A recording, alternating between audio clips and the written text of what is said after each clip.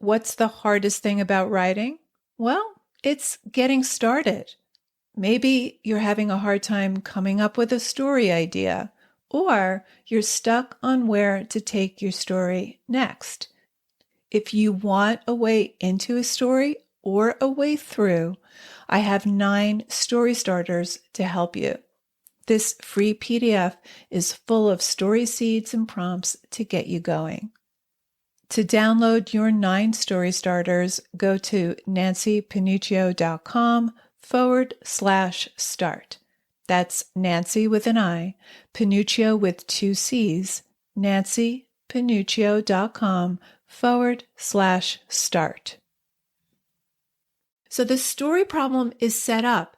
It's not given away. And this is the key to your first scenes. Story is a process of layering. You don't want to give everything away in your opening scenes.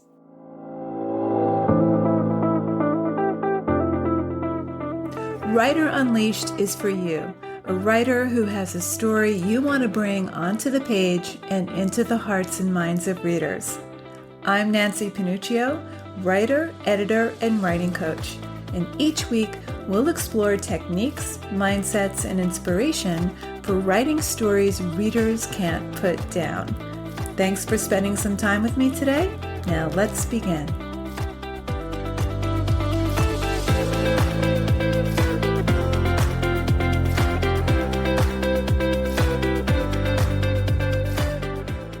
Often writers will think of their novel's first paragraph or the first scene, and they'll write it over and over, but nothing ever feels right.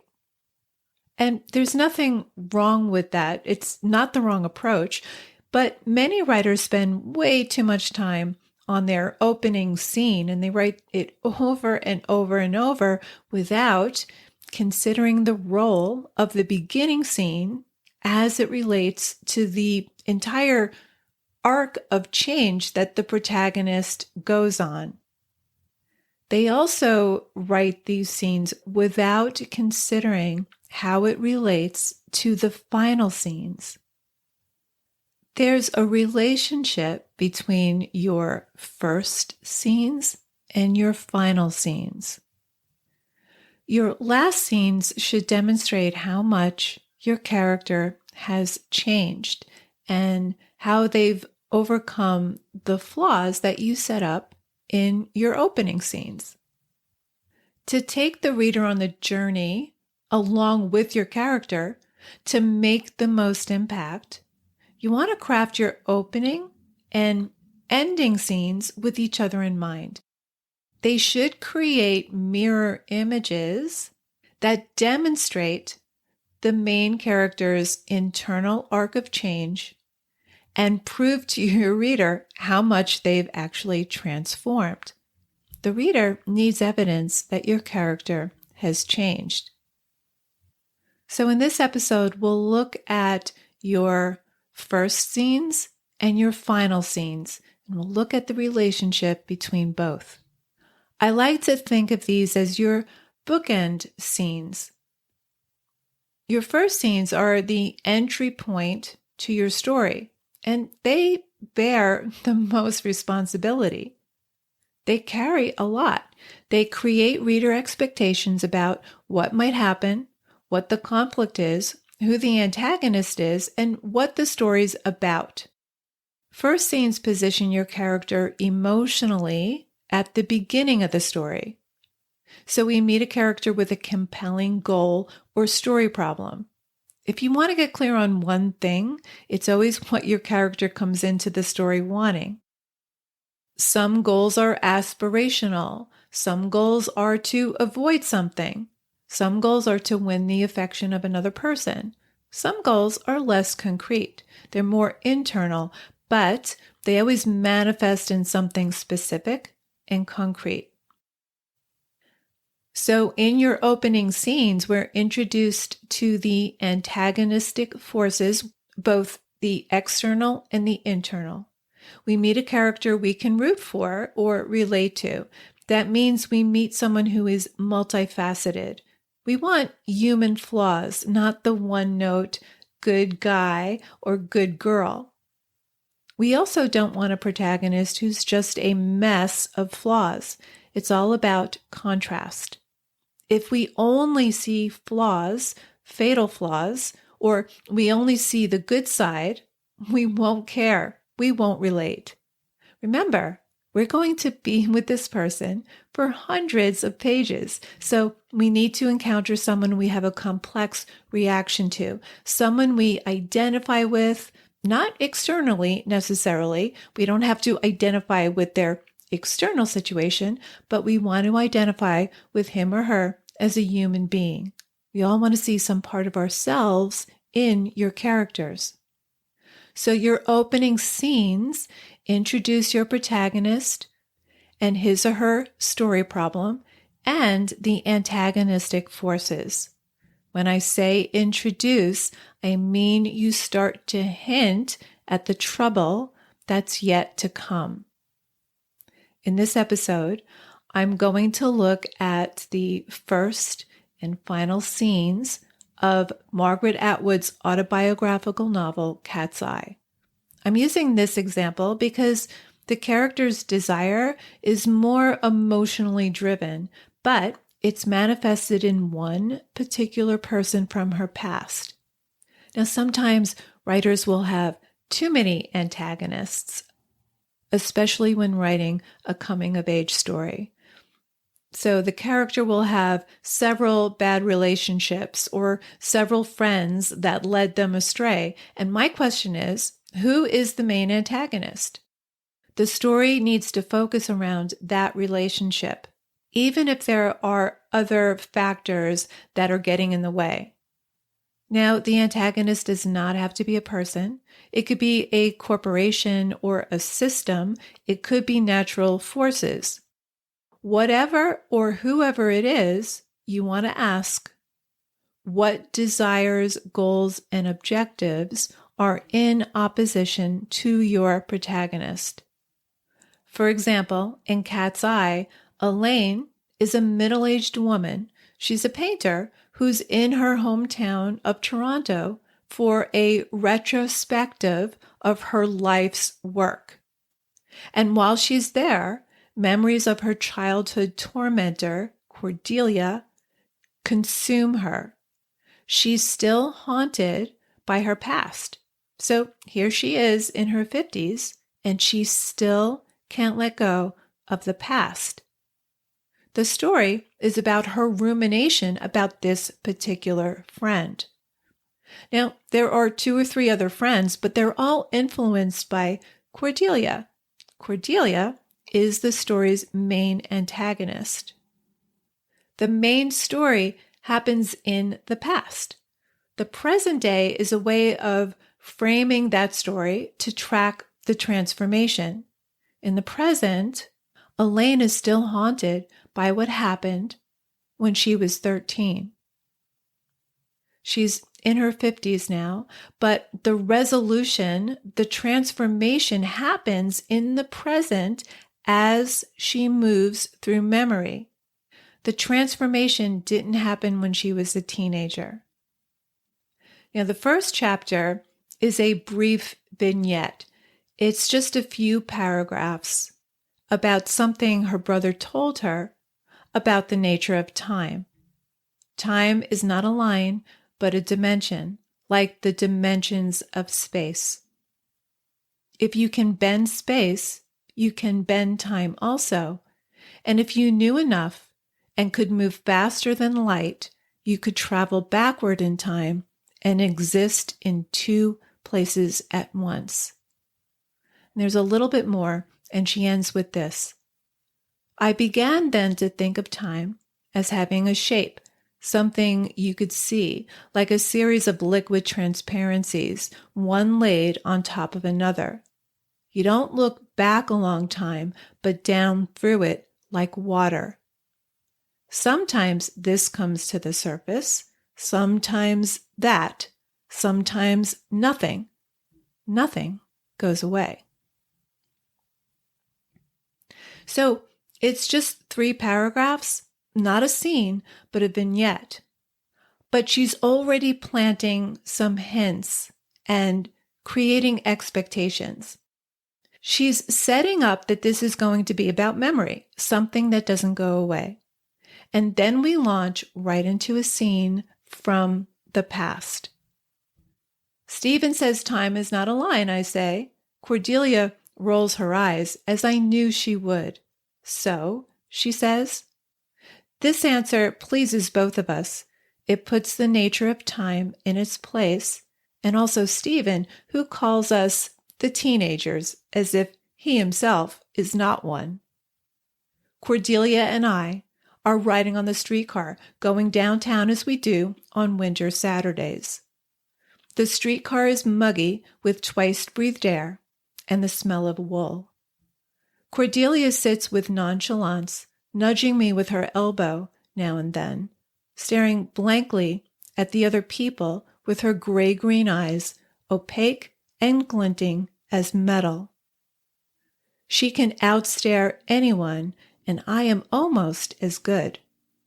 We're impervious, we scintillate, we are 13. Okay, so she goes on to describe the passengers in the streetcar, and then she puts the focal point on the elderly ladies. On the streetcars, there are always old ladies, or we think of them as old. They're of various kinds. Some are respectably dressed in tailored Harris tweed coats and matching gloves. Okay, so she goes on to describe them as bulgy and dumpy and wearing dark shawls, wearing garbadine, which Cordelia describes as ticky-tack. And then in the next paragraph, she focuses on a particular type of old lady. Then there are the ones who have not resigned themselves, who still try for an effect of glamour. There aren't many of these, but they stand out. They wear scarlet outfits or purple ones, and dangly earrings and hats that look like stage props. Their slips show at the bottoms of their skirts, slips of unusual, suggestive colors. They have hair dyed straw blonde or baby blue, or even more sterling against their papery skins, a lusterless old fur coat black. Their lipstick mouths are too big around their mouths, their rouge blotchy, their eyes drawn screw-jiggy around their real eyes. These are the ones most likely to talk to themselves. There's one who says mutton, mutton over and over again like a song. Another who pokes at her legs with her umbrella and says bare naked. This is the kind we like best. They have a certain gaiety to them, a power of invention. They don't care what people think. They have escaped, though what it is they've escaped from isn't clear to us.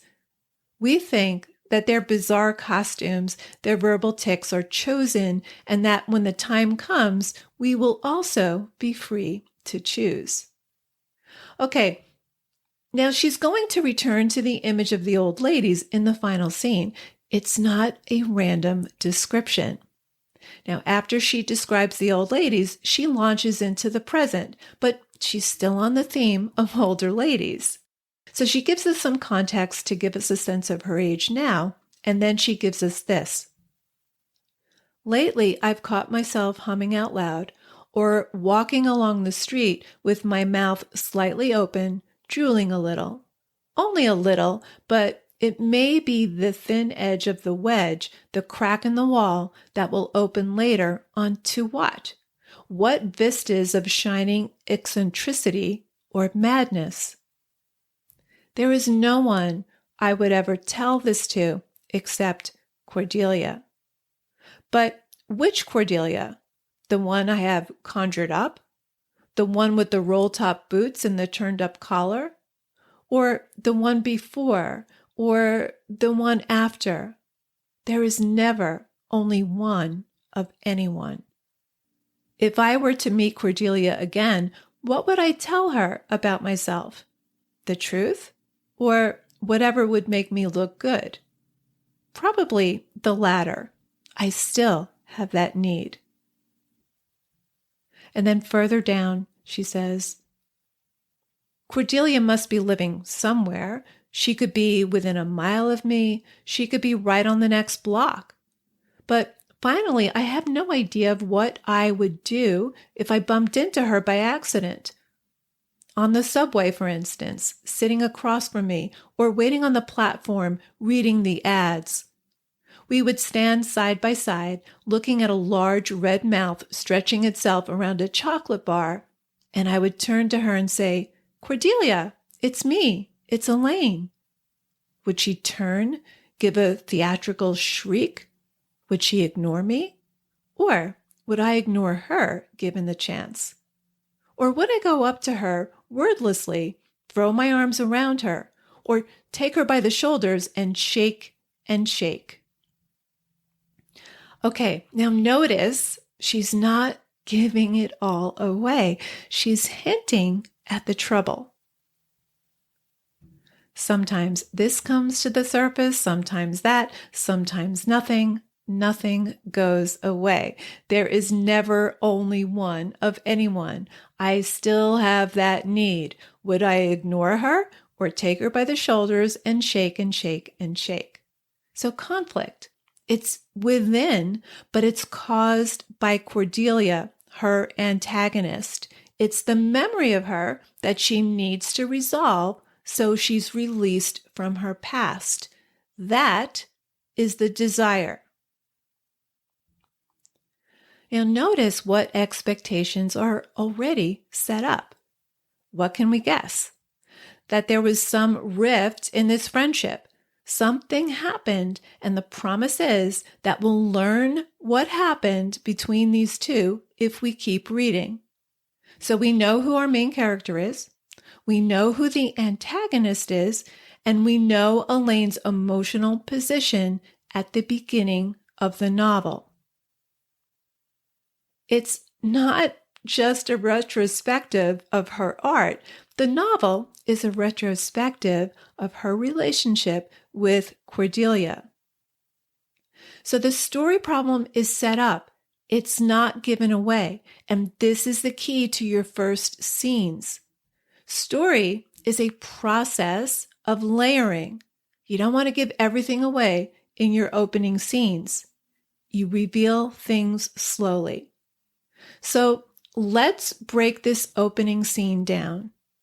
Number one, it introduces the protagonist, Elaine, and her emotional position. She's yearning for some resolution with her childhood friend, Cordelia. Number two, it orients us in a particular time and place. Number three, we see her grappling with emotional conflict. Number four, sensory imagery, the old ladies, and Elaine's reflection on them. And number five, we're introduced to the antagonist. In this case, it's a person from her past who still has power over Elaine in the present. But an antagonist could be a system, it could be nature. Whatever or whoever it is, the antagonist is a reflection of your main character's inner turmoil. It triggers buried fears and weaknesses. Okay, let's move on to the final scenes. So at this point, we know what happened. There were small cruelties that led to a very traumatic event, and I'll unwrap that in a future episode. But in the final scenes, Elaine is at her art opening. So we're back in the present. So it's a retrospective of her life's work, and she's still imagining Cordelia walking through the door and the conversation they would have. Really, it's Cordelia I expect. Cordelia I want to see. There are things I need to ask her. Not what happened back then in the time I lost, because now I know that. I need to ask her why. If she remembers, perhaps she's forgotten the bad things what she said to me, what she did. Or she does remember them, but in a minor way, as if remembering a game or a single prank, a single trivial secret of the kind girls tell and then forget. She will have her own version. I am not the center of her story because she herself is that. But I could give her something you can never have except from another person. What you look like from outside, a reflection. This is the part of herself I could give back to her. Cordelia will walk toward me through the opening crowd, a woman of wavering age, dressed in Irish tweed of a muted green, mother of pearl earrings circled with gold, beautiful shoes, well-groomed. Soignée, as they used to say, taking care of herself as I am. Her hair will be gently frosted, her smile quizzical. I won't know who she is.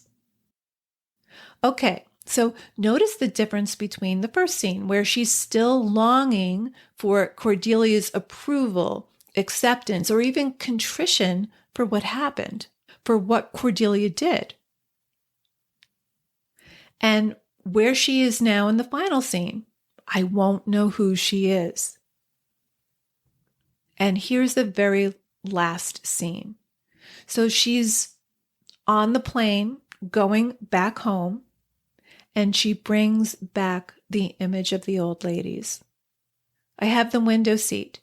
In the two seats beside me are two old ladies, old women, each with a knitted cardigan, each with yellowy white hair and thick lensed glasses, with a chain for around the neck, each with a desiccated mouth lipsticked bright red with bravado.